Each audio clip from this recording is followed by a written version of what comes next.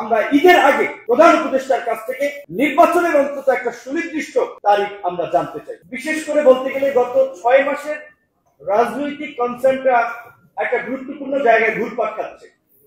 সমস্ত আলোচনায় দেখবেন এই বিষয়টা কিন্তু আছে যে নির্বাচনের বিষয়ে কেন রাজনৈতিক দলগুলো নির্বাচনের বিষয়ে উদ্বেগ প্রকাশ করছে, কেন ডিসেম্বরের মধ্যে নির্বাচন দাবি করছে, এর পেছনে নিশ্চয়ই কারণ আছে। প্রধান উপদেষ্টাও কিন্তু বলেছেন যে ডিসেম্বর থেকে জুন এর মধ্যেই তিনি নির্বাচন দিতে চান।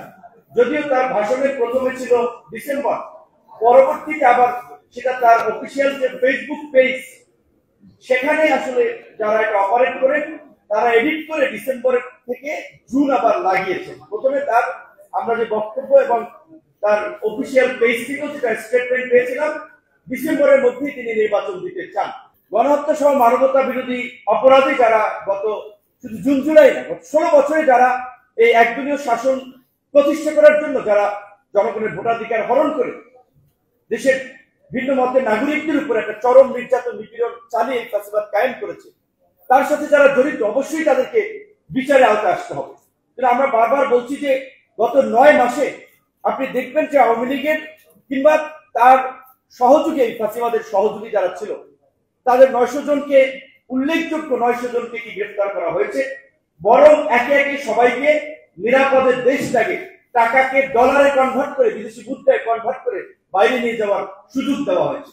তাহলে এই যে একদিকে ধরেন আমাদের বিপ্লবী ছাত্র জনতা ছাত্ররা খুব স্পিডের সাথে কথা বলছে আওয়ামী লীগের প্রশ্নে আমরা আপোষ করবো না, কিন্তু এই সরকারের লোকেরাও তো আওয়ামী লীগের সাথে একটা দফা করে একটা সমঝোতা একটা প্রক্রিয়া চালিয়েছে বা চালাচ্ছে। এই যে বাজেট দেওয়া হয়েছে আপনারা দেখেছেন, এখন বাজেট নিয়ে কি বলবো, রাজনৈতিক সরকার তারা তো ওইভাবে তাদের যে দুর্বল অবস্থা, তাদের যে ভঙ্গুর অর্থনীতি, তারা চাইলেও ভালো বাজেট দিতে পারবে না।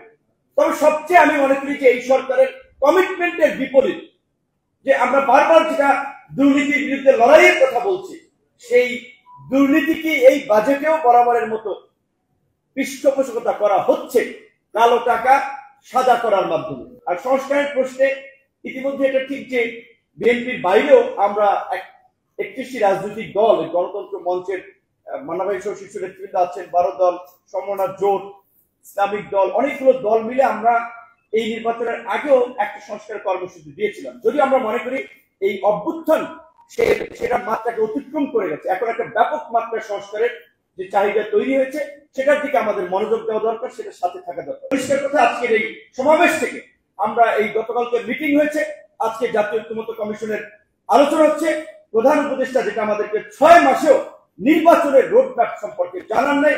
আমরা ঈদের আগে প্রধান উপদেষ্টার কাছ থেকে নির্বাচনের অন্তত একটা সুনির্দিষ্ট মাসের তারিখ আমরা জানতে চাই।